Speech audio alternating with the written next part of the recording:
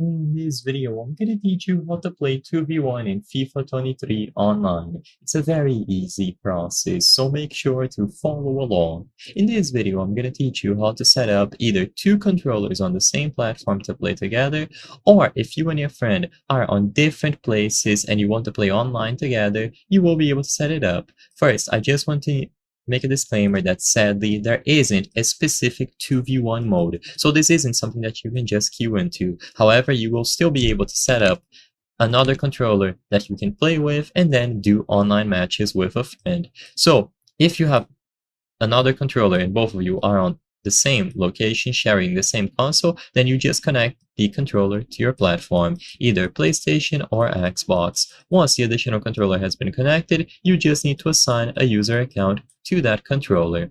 Once you have done both of these steps by assigning the user account and the controller being properly connected, then you will be good to go. Alternatively, if you want to do online, you have to press the right trigger.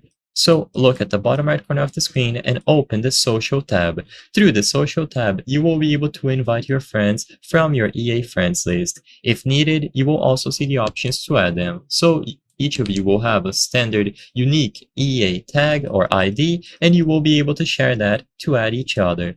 Once you have added each other as friends on the EA Social tab, you can invite them when you set up an online match. So you can go over to Seasons, for example, and then switch over to Co-op Seasons. If you choose New Co-op Season, you will find the options to invite your friends from your Social tab.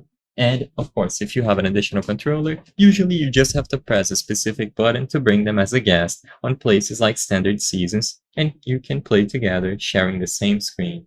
I hope I was able to help you on how to play 2v1 FIFA 23 online. If this video helped you, please be sure to leave a like and subscribe for more very easy tips. Thank you for watching.